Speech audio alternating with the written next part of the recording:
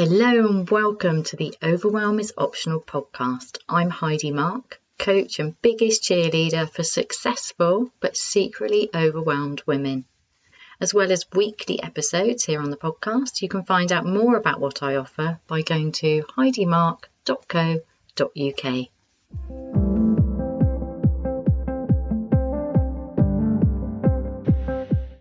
Hello, welcome to this week's episode of the Overwhelm is Optional podcast with me, Heidi. If there's strange noises on this week's podcast, I apologise. I'm in the kitchen because I'm decorating my office. Woohoo! Finally got round to doing it. Very excited. But one of my dogs is a little bit restless, so I do apologise if you hear some strange noises. It's Nutmeg, not Rosie snoring this week. So first of all, I want to share some really exciting news. I am so delighted that I have finally published my book. Woohoo! Huge celebration. It's called Overwhelm is Optional, and now I've completely forgotten the subtitle.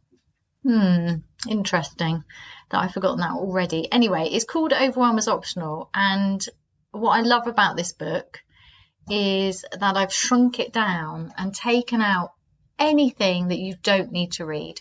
So it's literally the sentences that I would have highlighted if this book had been written for me, which in a way it was. And I don't mean that in a selfish way. I mean, because often I think that's the best way to write, actually. This is the book that I needed to read and years ago and couldn't find. And I read a lot, but I couldn't find this book. So I wrote it to my former self when I was struggling, and I also wrote it with my clients in mind. So it's a very special book, and I imagine that it could just be one of those books. It's really important to me that it doesn't add to your overwhelm, obviously. So the purpose of this book is that you could just keep it by your bed and you could just read one sentence and it would make you feel better. That's the purpose of the book. You don't have to read it. You don't have to complete it.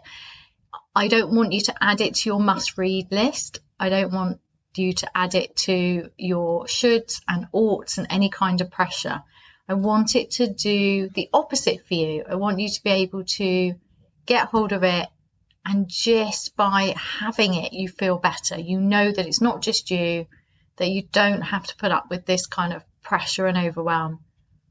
That you could just open the book anywhere and read a sentence and feel inspired, uplifted, relieved, seen, heard, understood, loved.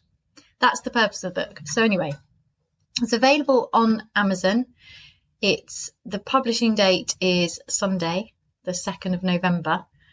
But the paperback book got released by Amazon early. So you can buy the paperback right now, today, or you can pre-order the Kindle or borrow it from Kindle Unlimited. So enjoy it. And if you feel moved to do so, I'd really appreciate reviews on Amazon, because the more reviews a book has, the easier it is for people to find it. That's how it works. So, but please read it without obligation. Please read it without overwhelm. Please read it without any pressure to do anything. Just read it and feel better. Anyway, that's my woohoo celebration. I'd also like to celebrate my clients who just never stop amazing me with their revelations, their insights, their ability to be open to coaching, their courage. It's just such magical work, and it always humbles me and inspires me to coach. So I'm celebrating my clients as well. Anyway, this month, I want to talk about focus, rebellious focus. So October ended up being all about rebellious self-care. And I really hope that it inspired you to look at self-care without overwhelm, to be able to take the overwhelm out of self-care by basically moving your attention. So at its basic level, rebellious self-care is taking it back to how I attend to myself, how I notice myself, how I care for myself.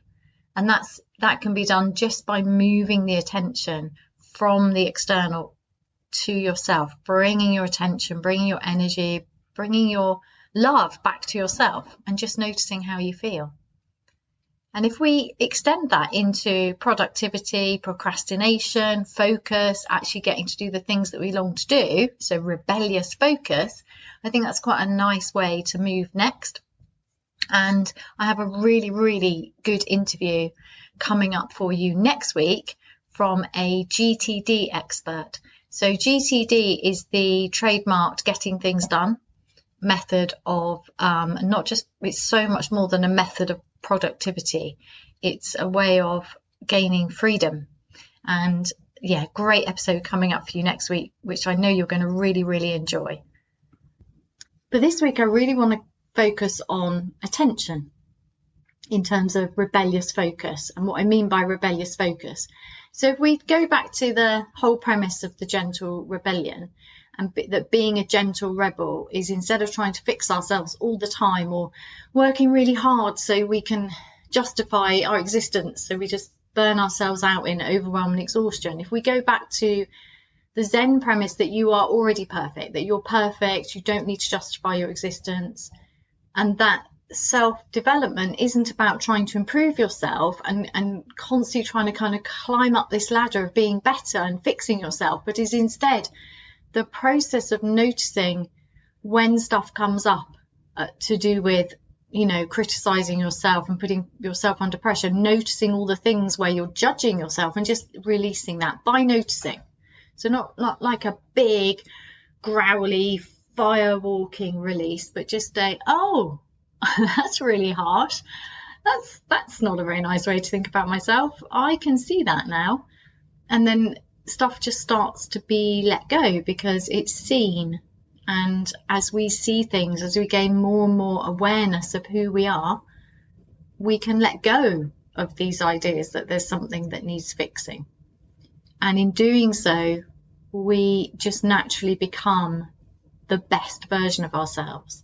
Now, it doesn't mean that we're perfect as in everything we do is perfect, we never make mistakes. It's not perfect like this terrible, judgmental, high standard. No, it's just that there's nothing fundamentally wrong with you, starting from that, and that our job is to practice self-love and self-acceptance, and that in doing so we become better at loving and accepting others, and that's how the world becomes better, rather than this pushy, striving, trying to force things and control things.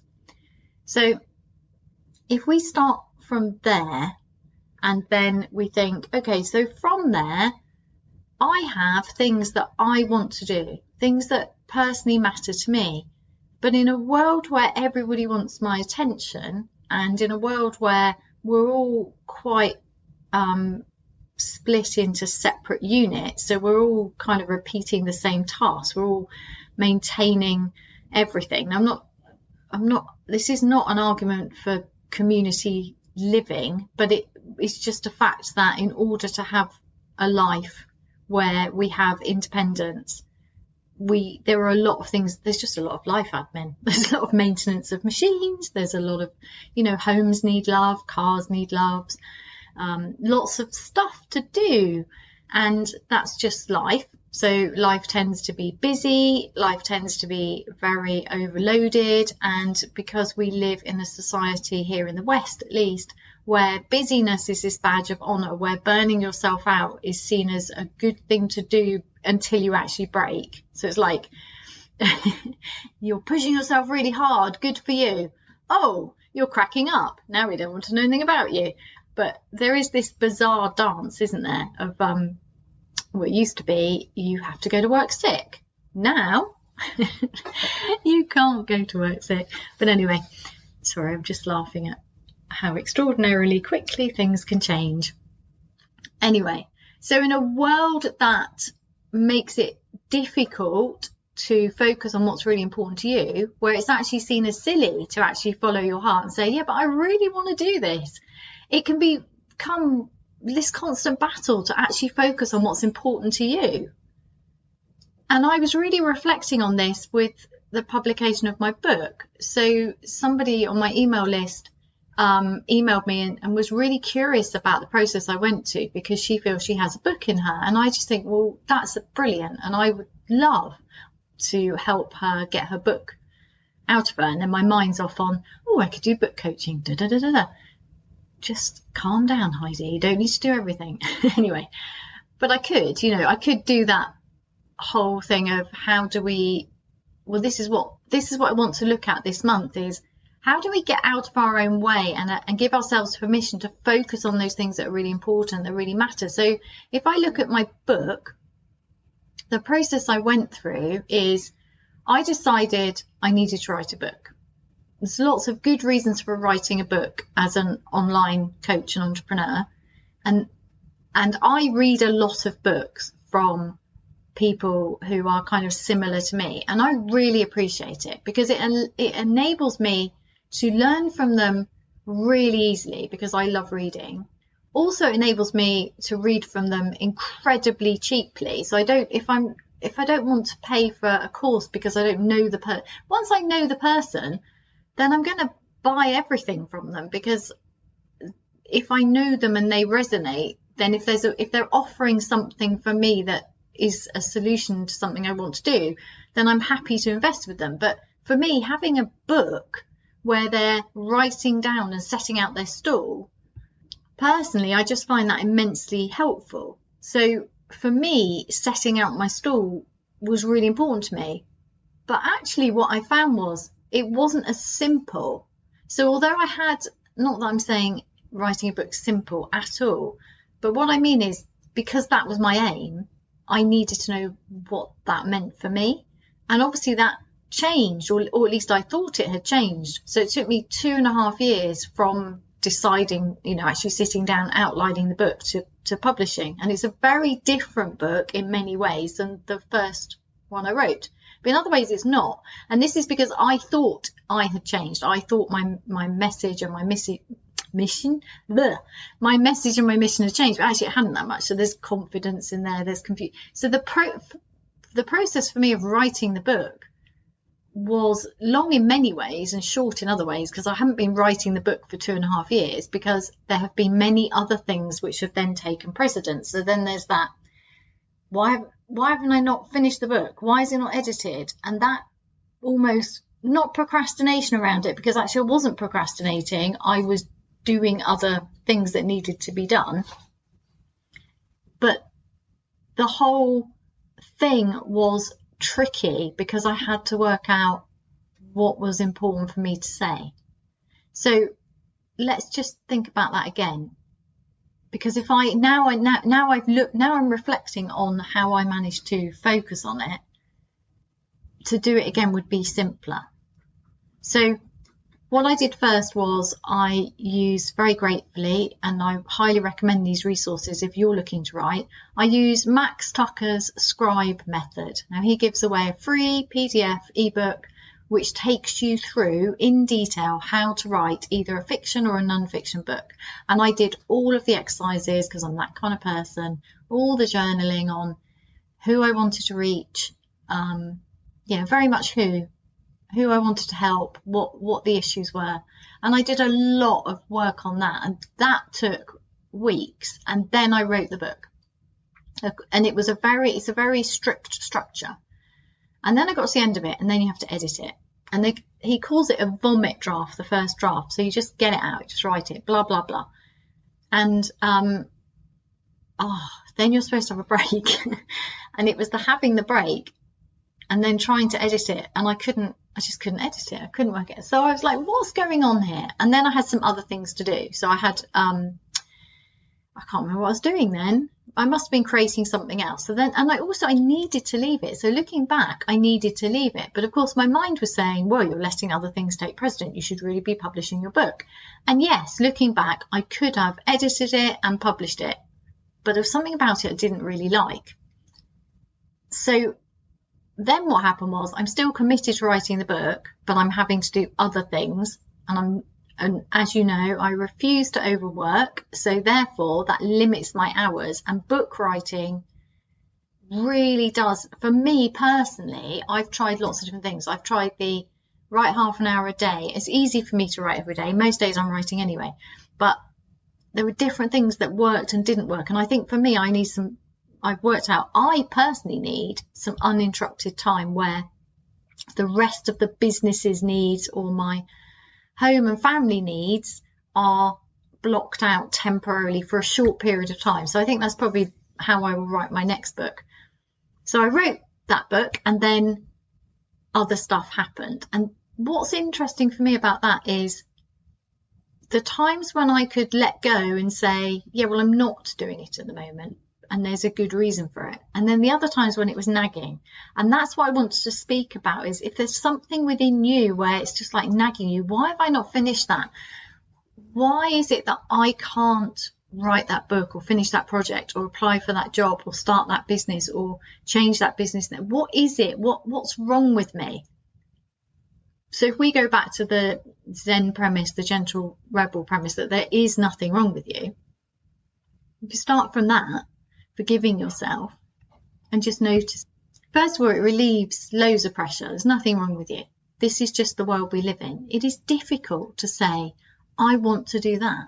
I'm going to go over here and rebelliously focus just on this thing for me. It's a really difficult thing to justify.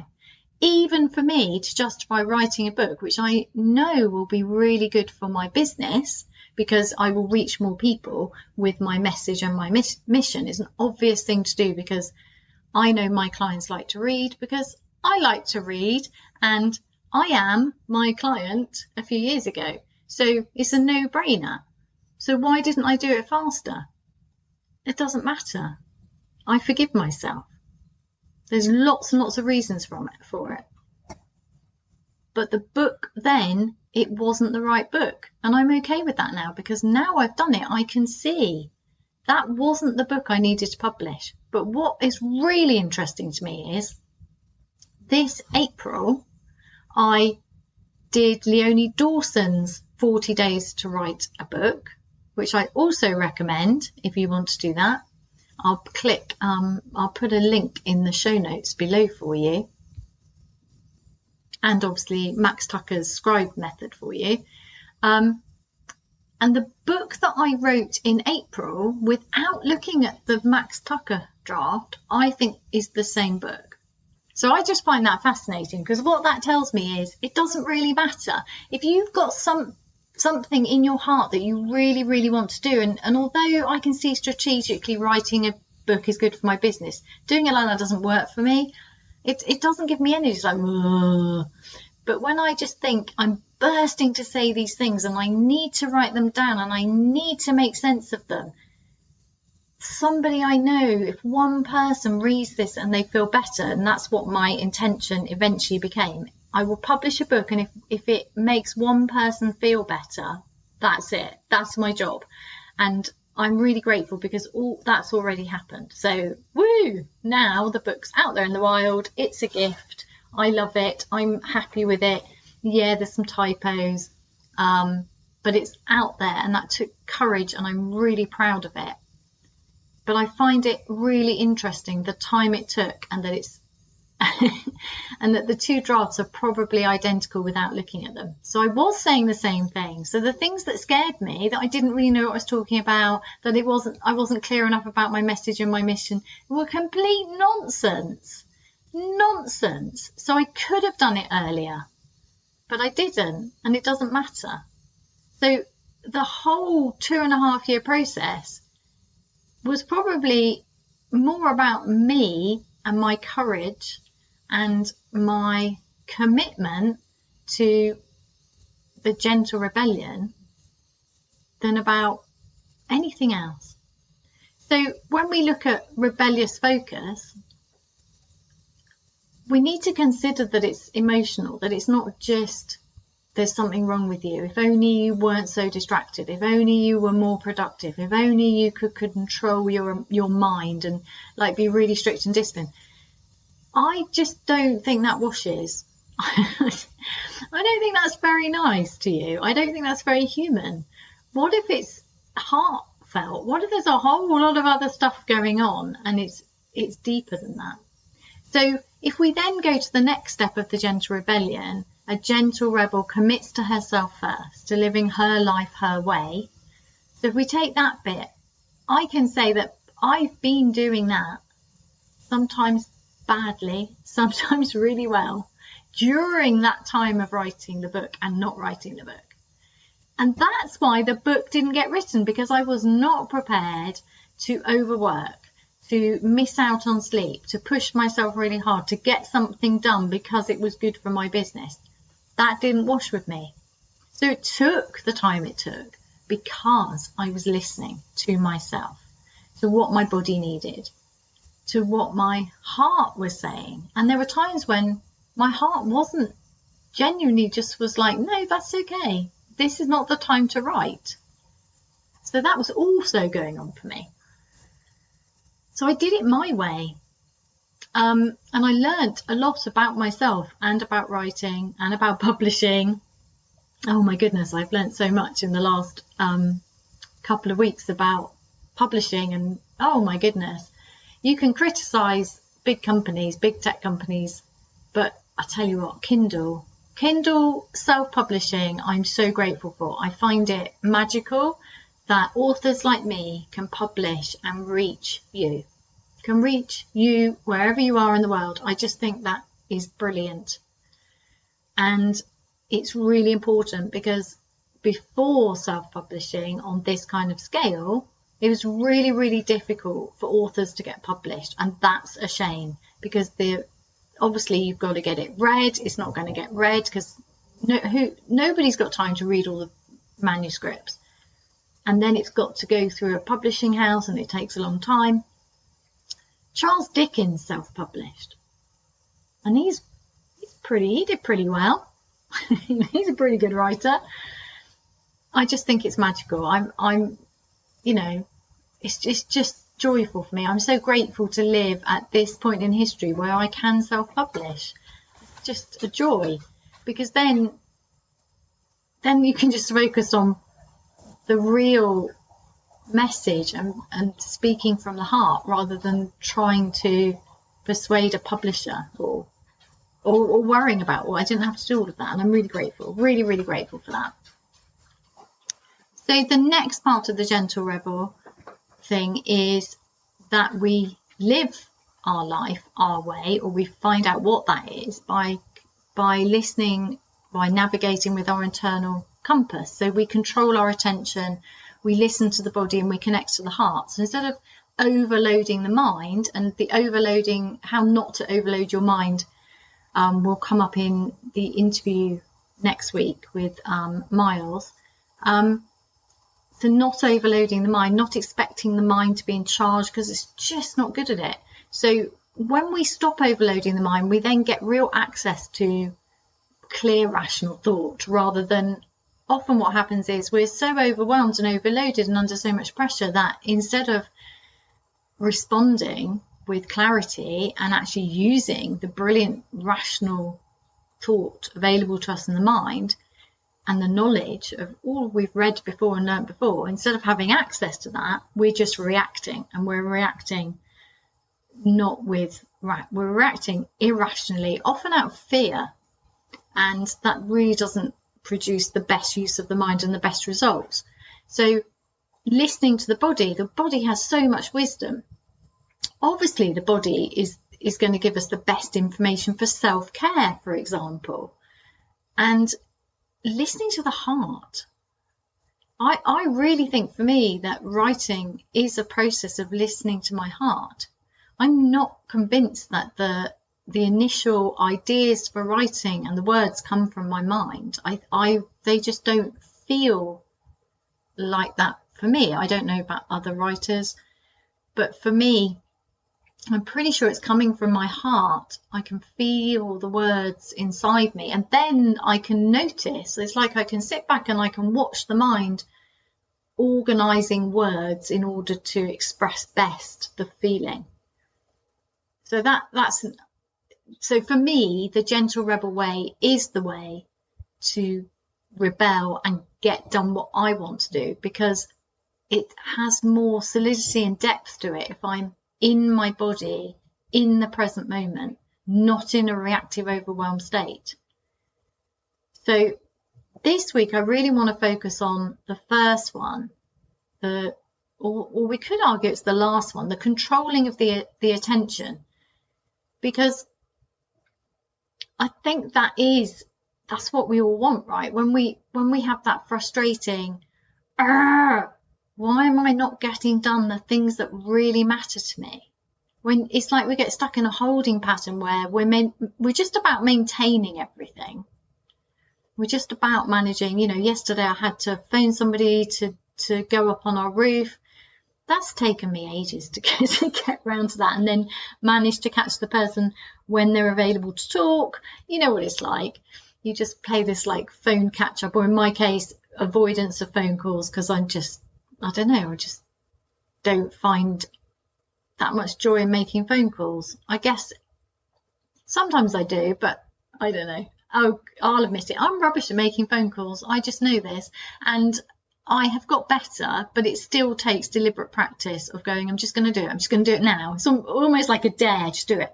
Go on, just do it. Just phone the garage, Heidi. Phone the garage. It's like I'll do anything to avoid using the phone. It's quite funny. I'm sure it's not just me. My partner's the same. Although he's much better at making phone calls to kick ass on getting stuff done. But yeah. Are you like that? I'd love to know. Who else doesn't like making phone calls? Anyway, so we spend most of our life, don't we, just kind of maintaining in this holding pattern of like, yes, I'm living and I know I've got a lot of things I wanted, but it just doesn't feel that easy to maintain it all. And then on top of that, there's these other things that you want to be able to focus on. So how am I going to do it? So it might be writing a book. It might be changing the direction of your business. It could be absolutely anything. It could be something small. I mean, for example, I'm decorating my office. This is really important to me. It's like, how do I fit that in? It just seems, how am I going to fit that in? That's not going to work. I'm trying to publish a book. And I find it interesting that I've ended up in a week where this is the week before the book comes out. So this is kind of like promo week or whatever. And I'm decorating my office. Well, that seems a bit crazy. Heidi, why would you do that to yourself? And why would I do that to myself is interesting in itself for me, because I've noticed that even though I'm way past healing from burnout, I still notice that tendency of, we've got to be careful. Boy, is that true anymore. So this week I decided, no, I'm doing both. And I'm going to be curious, and I'm going to be kind to myself, and I'm going to notice. So what I've done this week, which will probably seem crazy to you if you're in the midst of a tunnel of overwhelm, but this is how good things get and how things change when you deal with the overwhelm and you come out the other side. So this week I have a short working week because I'm going away. So I only have 3 days. I've got a 3-day working week. And I've got 2 days with clients, podcast, etc. So they're pretty, there's not a lot of room for painting in those days. And then I had 1 day that was a bit more flexible because that included writing time, which is now obviously book promoting time. And I could have gone, no way can I decorate the office and put it off again. You know that feeling? I'm putting it off again because it's impossible. And it would have been impossible. It would have been stupid to do it if I was still in that verge of burnout, recovering from burnout. If I wasn't fully recovering from burnout, I wouldn't have done it because I know. But I also realise that at this point, I need to have a bit more courage and a bit more trust in my body and my ability to listen and connect to myself and know that I am capable of so much more now and that I can hold more. So I have been practicing this with other things. So September was a month when I practiced holding lots of big projects, and it was all good. The book got delayed, but that was a tech issue more than a time issue or an energy issue. So I'm fine with that. In fact, I'm fine with all of it. This is the thing, isn't it? When you stop trying to control everything and push and just let go, stuff magically does start to happen because we're using a different energy.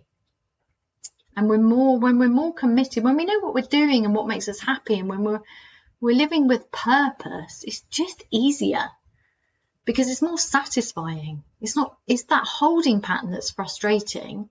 Once you know how to break the holding pattern, once you know easy ways to connect with yourself, it's easier to rebel and have this beautiful rebellious focus where you go, no, I'm going to do that and I'm going to finish it. It's happening. It's just happening. It's all going to magically fall. I don't know literally how it's going to happen, but I'm committing to it. And this is the first step, and that's it. So this week I am decorating my office and it's going really well. And it is like time bends. And I was struggling because my partner said, well, if you paint the first coat in the morning, when I get home from work, we might be able to do another coat. And I just looked at him with horror, as if, well, I can't do that because I'm working in the morning.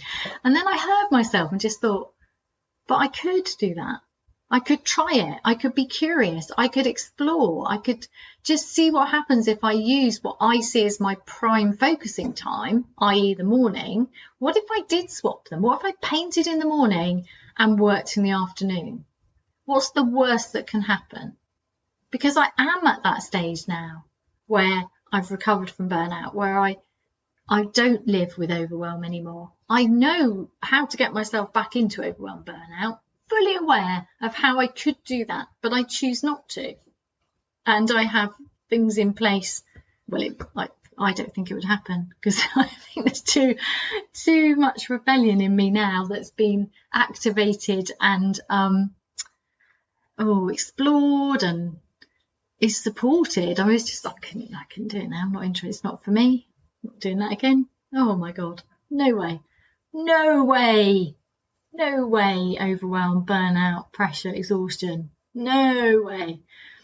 So yeah, I've done it this week and I've really enjoyed it. I've really enjoyed the messing up my structures and kind of playfully daring my mind. Yeah, it's all right. It's all gonna work out. Don't worry. We're not going to get overwhelmed. What was it? One of my clients said the other day when she was dealing with this. I think she did. You know the Jedi mind trick. These are not the zones. The thingamajigs. These are not the thingies you're looking for. What are they called in Star Wars? Anyway, never mind. And this is not the overwhelm you're looking for. It's like a mind trick. And it's to just reassure your mind that it's okay, I can handle this because we've got backup now. Because when instead of forcing, so by rebellious focus as opposed to forced focus, I mean, well, first of all, it's gentle because this is a gentle rebellion. So it's not using energy in order to kind of fiercely stamp my feet and demand space for myself because I'm sick of everybody else demanding the world taking over my life. It's just this gentle rebellion of, yeah, I'm going to do this because this is really important to me. I'm just going to go over here and do this. You won't notice. Nobody's going to notice. It's kind of true. Nobody really knows because I think sometimes it's our own internal drama, isn't it? Or maybe it's probably a bit different for me because I'm working from home. It's harder, isn't it, when you are giving large chunks of your life to a workplace to just go, I'm just going to go over here and do this. But I don't know, maybe there's a way. I don't know. It depends on your job. Don't know. It's your way, your life, your gentle rebellion. Find a way to put yourself first. So forced focus is when we say, right, I'm going to write a book. I'm unavailable at this time. I'm going to get up early, even though it's going to make me tired and grumpy. I'm going to do it because it's really important. Stay away from me.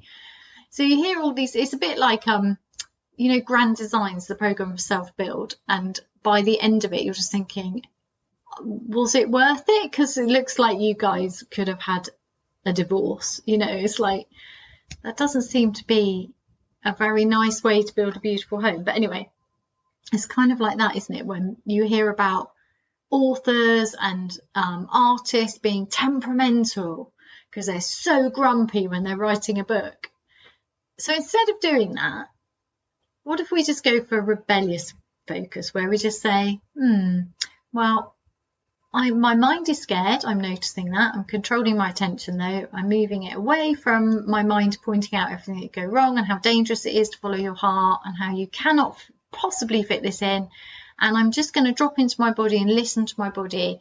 And in this case, if it's something that's not physical, then what we're listening to in the body is that kind of feeling in your bones, that like, you know, it's like running through this excitement in your blood. It's like, yeah, I really want to do this. It's this energy, tapping into that energy of, yeah, I really want to do this rebellious, focusing on this project for me.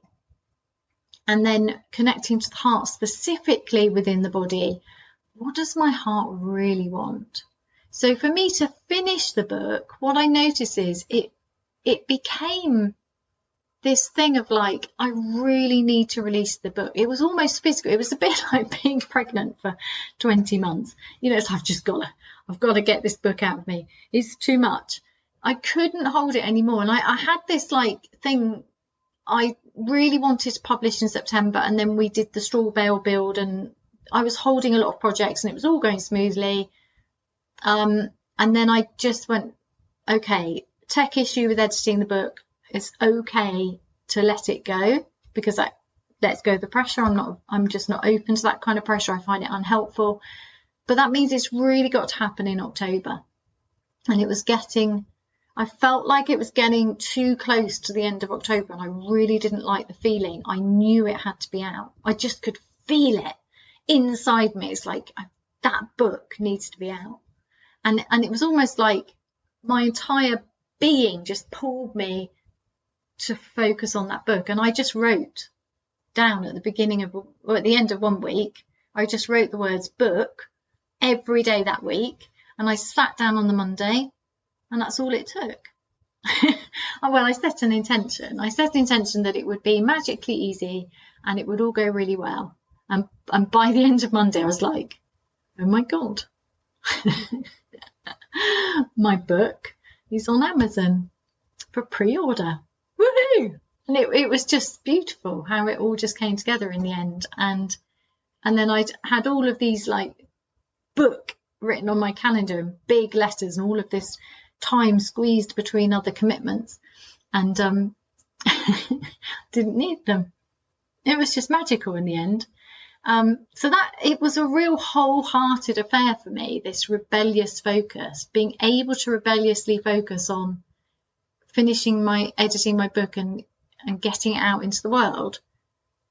There's something really powerful for me there that I wanted to share with you, which I hope is helpful for you. So if there's something that is bugging you and you feel like you're in this holding pattern and you tend to procrastinate so that you're aware like that you have time, but you can't do it because you're procrastinating on other things. I think procrastination is a really interesting thing because I think it's really valuable that to notice it neutrally and to ask what is it showing you, because sometimes it's about fear, sometimes it's that you don't really want to do that, and being able to unpick the difference between the two is really, really helpful so that you can forgive yourself and get out of the holding pattern, because it's really boring, isn't it? It's just so wearisome, this whole procrastination thing.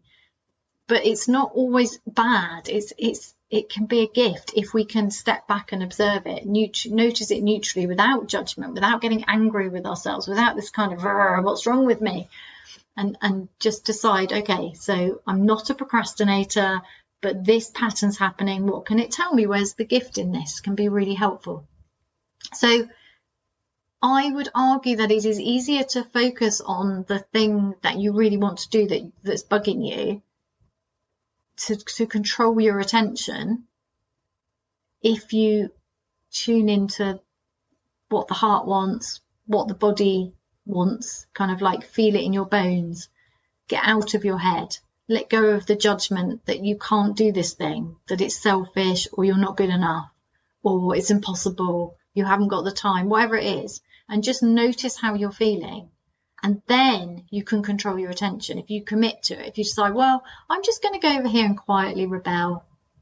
over here and do this thing. And I'm just not going to really mention it. It's just a secret. It's a secret project over here. It's not a big deal. If you do it in that way, the mind doesn't go into panic and over alert and high alert and kind of like, oh, that's dangerous, you're not going to be able to handle the stress, or so will find out and tell you it's rubbish, or you haven't got time, or you're being selfish, or it's not worth doing it because it won't be any good anyway, or it's just not for you. Or if it's really keeps coming back, well, it probably is for you, isn't it? Only you know. You get to decide. So yeah, that was my kind of book story, which I hope inspires you to consider what holding pattern you're in and what you're putting off for whatever reason, and to just control your attention on it and really commit to just that rebellious focus. I'm just going to go over here. I'm just going to go over here and do this thing. And you will find the focus, because it comes from not from the controlling the mind fiercely, but from being rooted in the body, from doing things wholeheartedly, from really being connected to ourselves and just saying, but this is important to me. It might seem silly to you, but it's important to me. And that's probably a conversation you're having with yourself as opposed to anybody else. Yes, it's one I've had with myself many times. I know it sounds silly, mind, and I know that, you know, you think I'm going to overload and we might break again, but I'm just going to go over here and do this thing secretly, and the focus will come once you decide, this is what I'm doing over here. It's not that important. It's important to me, but it's not a big deal. I'm just going to sneak over here and I'm just going to do 5 minutes on it. I'm just going to look up how you do that. I'm just going to look. Shh, quietly. Gentle, rebellious focus. Thank you so much for listening. I really appreciate you being here. It's lovely to have you here. Please do share. I know a lot of people have been sharing this podcast, and I so appreciate it when I get messages as well from people saying, oh, so-and-so sent me your podcast and I love it.